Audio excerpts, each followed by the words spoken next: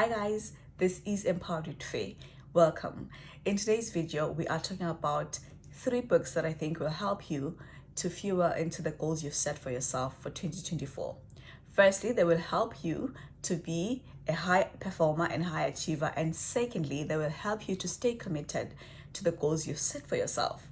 Before I start with the video, thank you for all of you that have subscribed to my channel. It's really humbling. And for those of you that are checking it out for the first time, please make sure that you subscribe, you like this video, and you share so that we grow this family.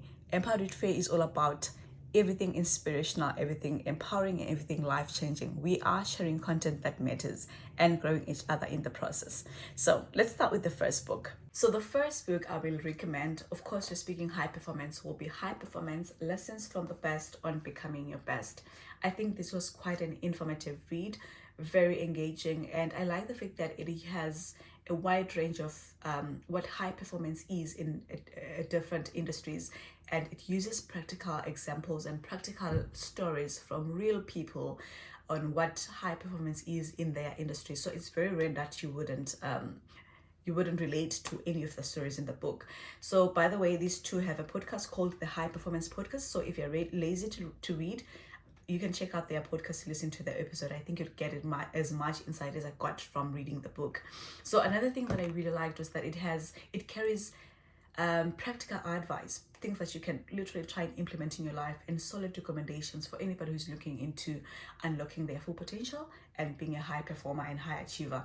So the key takeaway points from the book personally were: number 1, developing a high performance mindset. So that involves taking responsibility, avoid shifting the blame. Even though you know that this person is the one causing you this mess now in what you're doing at work, for example, but what can I do in the situation that I'm in right now? What best can I do to handle the situation? Avoid shifting the blame. I think that's very powerful, and it changed my approach to things, because sometimes people you work with, it's so unfortunate that they are not as motivated as you. Some are just lazy for whatever reason, but in some way it does affect perhaps your work and your performance in a bigger picture. But those things are things that perhaps you can't change. But then what the book taught me was, how can I best handle situations like that and take responsibility instead? And number 2, still on developing a high performance mindset, getting motivated. I don't know about you, but I have days where I wake up and I don't want to do anything, literally. But then if you know you have to do something, whatever it takes for you to get motivated to do it, just do it. Sometimes for me, it takes a cup of tea, literally, or a walk, or ice cream, or anything that is so tiny and that doesn't really cost money to just get me motivated and get me out of that slump. So getting motivated and making sure that you do not start your day confused. If it happens you start your day confused, fix it as soon as you can. Key takeaway point. The second key takeaway point was developing a high performance behavior. So after the mindset, you then want to implement things physically and through your behavior. So how do you do that? Play your strengths, focus on your strengths, highlight your strengths, don't be shy about them. Do your best around the things you're good at, and show off. That's how you attract people to see that this person I can trust with bigger projects, this person I can trust with this and that, I can work with this person, I can collaborate with this person, because you're highlighting the strengths, the things you're good at. Number 2, be flexible. Be flexible to change ways of doing things, to learn new ways of approaching things. Be flexible to learn. Be a student in what you're doing. Every day, I promise you, every day there's something to learn. There's something new to learn in what you're doing. So if you are humbled like that, to realize that you don't know everything, every day is a learning curve for you, because every day you'll discover that there's something that will feed into what you're doing positively as far as learning is concerned. And still on developing your high performance behavior, sorry, I wrote my points down. Find your negotiables. Your negotiables are things you can sort of delegate, and then focusing your time on the important things that need your attention. So this doesn't only apply to team leaders or people that are managers or in positions in their work, but it also applies to you as an individual in the work you do personally in your own space. I'll make an example. Responding to emails can take a lot of time. Sometimes you find you've taken like an hour responding to emails, but now we have AI tools like ChatGPT, Cloud AI, that are able to help you craft your email quicker and with good English, if you're struggling with your English, for example, at a less time. So instead of spending an hour on responding to emails, you spend 15 or 10 minutes just telling Cloud AI or ChatGPT what to say in response to this email, crafting that email, copy and paste, you send it through. So those things are available for us to utilize. So there are things that require our attention even at home, in the house, etc. So if there are ways of delegating those things, like for example, I hate doing my laundry. So at some point I decided I'm not going to be spending 2 hours or 3 hours on my weekend just doing laundry. If there's somebody who can do that at a fee and I can afford that, then why not? So instead of now spending 3 hours doing my laundry and I'll be tired after that and perhaps sleep for 3 more hours to get off that tiredness from all of that laundry, I can focus my time on doing other things during that time or even resting at that time. So delegate and find your negotiables. The third point, my third key takeaway is high performance teams. Develop a high performance team. By high performance team, I mean the people that are feeding into your goals, your team of people that are fitting into the project you're working on it, for example, at work. So it's not just about leaders here, also, it's about being interdependent with other people requires that you develop, you create a culture, you craft a culture of how you want your work to be. So this is very key because it's a personal thing that you do, but it influences other people. And you create your standards, you set your boundaries, right? And you lead by example. If you are working with people, collaborating with other people, they will know that if we want to work with this person, this is how we approach them. This is when we can call. This is when we cannot call. This is when we can discuss certain things. This is when we cannot. You've clearly defined those boundaries for yourself, and that helps you and the team of people around you fitting into your goals and your bigger visions to understand your work ethics and to understand your culture of work. And that is very important in creating high performance levels. So the second book I think you should read to help you win your high performance and high achievement is Grit. It says Why Passion and Resilience Are the Secrets to Success by Angela. This book was very involving mentally, so I really enjoyed reading it because it made me think about so many areas of my life which I want to develop. But first, let me define what grit is according to Angela. So Angela says grit is going above and beyond for your passions and goals in order to achieve them. And that involves, number one, deliberate practice, and number two, goal setting. You cannot achieve something that you haven't planned on achieving. So you have to start by setting your goals first, and that is going to help you to be deliberate and to intentional in your practices. And the two main ingredients which Angela highlights that are the main ingredients for grit are perseverance and passion. So Angela points out that perseverance, firstly, let me define perseverance. Perseverance is continuing and staying at it even after failure, putting effort even after setbacks. That is perseverance. And then passion on the other hand is the thing that drives you, the thing that makes you stay connected or stay interested long-term wise. So these are the main two ingredients for grit. So my 5 key takeaway points from this book the first one is talent versus effort. Which one is key? Which one is key for high achievers and high performance? So I think we live in a society where natural ability is glorified. The idea of exceptional talent and natural ability is always glorified and highlighted. Shows like American Talent, South African Idols, The Voice, all of those shows are highlighting that exceptional talent and natural abilities must be discovered, they must be celebrated, and they must be highlighted. But what Angela says in the book is that through research, of course, and tangible evidence and results, people that are high achievers and very successful in life are people that have put in effort. It's not just about their talents, but they've put in extra effort, more than the average person, to achieve what they have. So I think that's good news for me because there's so many things I'm not good at, but I would like to try out in life. And I believe that if I can teach myself, if I can stay committed to it, then I can achieve those things. Those are the things that I believe in. So that was really good news to me. The second thing that I picked from the book was that you can grow grit. I was so lucky to be able to do the grit test with my students like last year before I even read the book. So it was part of their personal development program where we were helping them discover how great they are towards their studies, of course. So I sat down and did the test with them as well, and I got a score of 4.3. So the highest you can get is 5.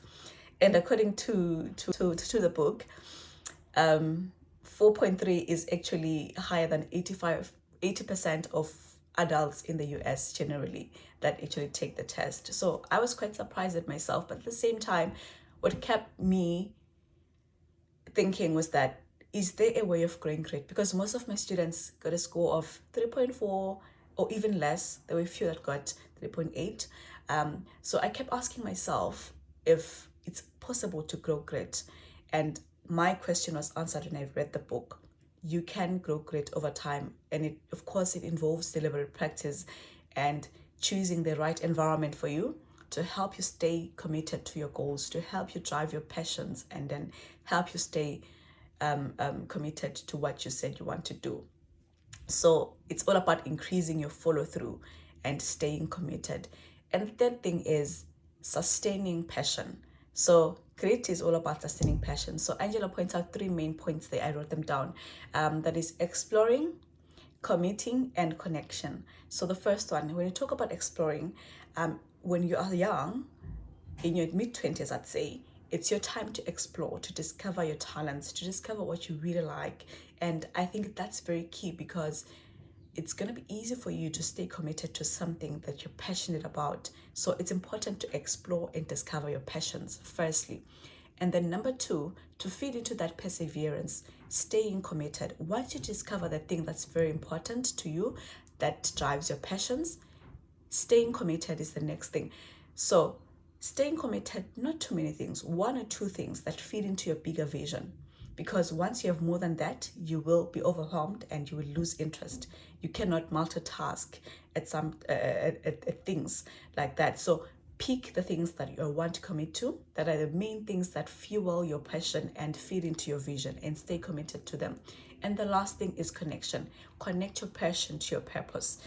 Purpose is about serving, being of service. I think the most humbling thing I discovered about myself was, even though growing up I never wanted to be a teacher, but the profession helped me to discover my love for sharing information and knowledge and my expertise.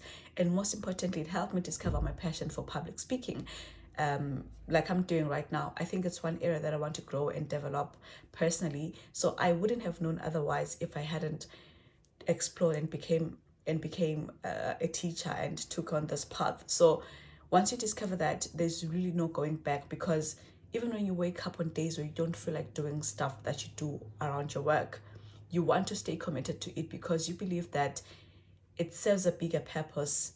It serves others. It's not just about you. It's not just your way of living, but it's about being of service to other people, that people are benefiting from your work, from your passion. So that's very key for me. And the 4th thing was deliberate practice.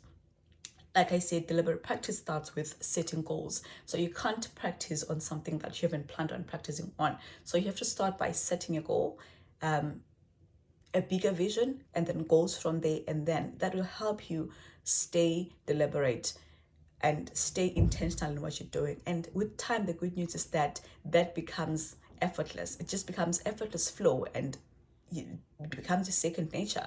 So that's how you grow your grit. And then the last thing is nurturing others. I'd like to believe that we are interdependent as people, in as much as I have a personal vision for myself. But let's say, for example, my goal for the year is to get promoted, for example, getting promoted at work. But then, because I'm working with other people at work, perhaps I'm working on projects that involve me speaking to other people, collaborating with other people. So nurturing people around you is about defining your work ethics, for example, and defining your work standards, so that people are able to feed into your vision and feed into your passion, rather not passions, feed into your goal indirectly.